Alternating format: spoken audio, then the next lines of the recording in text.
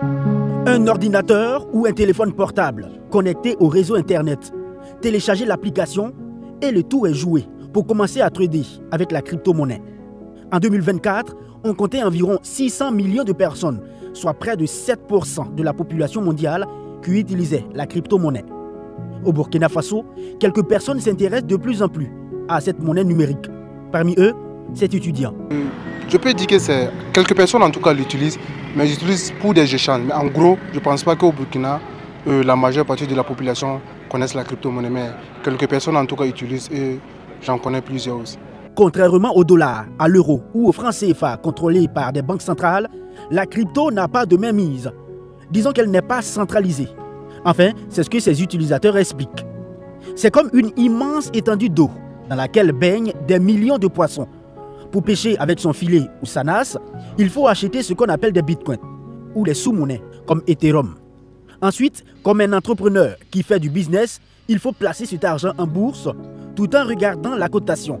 Et le plus important à ne pas oublier, c'est d'observer la fluctuation. À la date du 4 février 2025, un bitcoin vaut 99 000 $, soit 62 millions de francs CFA. On n'est pas obligé de payer un bitcoin entier.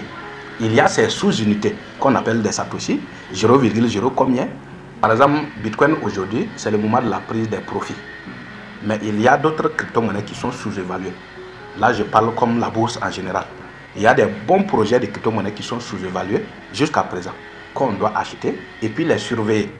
D'ici 2 mois, 3 mois, 6 mois, voire 1 an, le prix pourrait doubler, voire tripler. C'est en ce moment qu'on revend encore et on rachète un autre projet sous-évalué.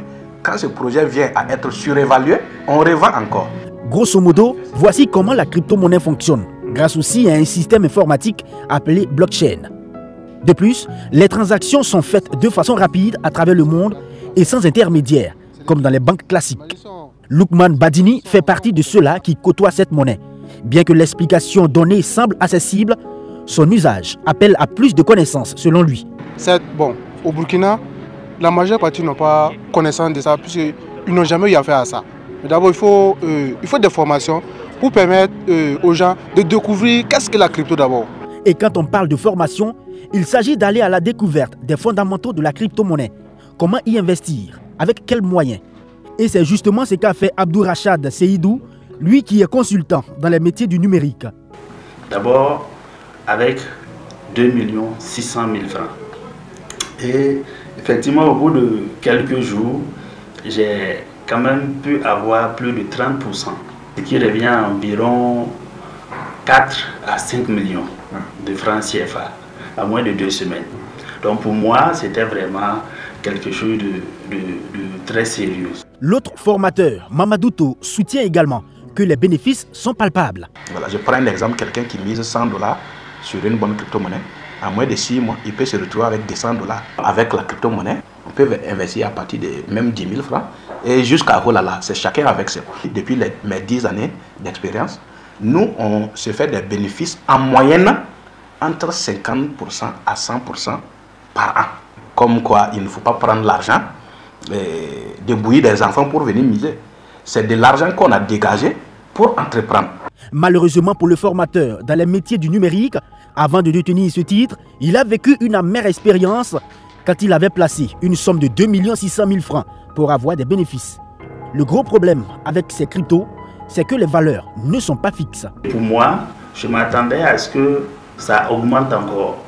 Donc à moins d'1 mois en tout cas, mes 2 600 000, ce que j'ai pu récupérer ne valait quand même pas 500 000 francs CFA. Et c'était vraiment une expérience amère. Et comment vous expliquez cela? De 2 600 000, c'est le tout pratiquement à 500 000 francs. C'est ça la volatilité des cryptos. Rien n'est quand même, comment dit-on, fixe. C'est volatile à une vitesse qu'on ne peut quand même pas contrôler. De 50 000 francs CFA, un exemple, on peut se retrouver à 1000 francs CFA, comme on peut se retrouver à 100 000, à 150 000. C'est pourquoi il est toujours conseillé, et avec insistance, de toujours se faire former par des dévanciers, se prendre au besoin un coach, une personnalité à succès dans ce domaine, avant de s'y lancer. Il y a toujours des risques. Comme je l'ai dit, celui qui n'a pas fait de formation, il y a une forte probabilité de tomber sur des fausses crypto-monnaies. Mais même en ayant fait la formation, il faut toujours effectivement être à côté. Ta crypto-monnaie peut grimper.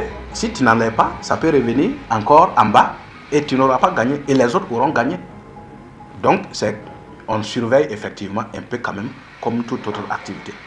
Autre élément considéré comme nuisible avec ces crypto-monnaies, il y a l'intervention des arnaqueurs qui appâtent avec des liens espions qu'il faut impérativement éviter de cliquer. Conseil ce web entrepreneur.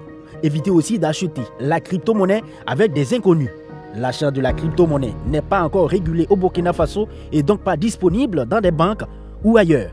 Pour s'en procurer, il faut donc approcher ses formateurs.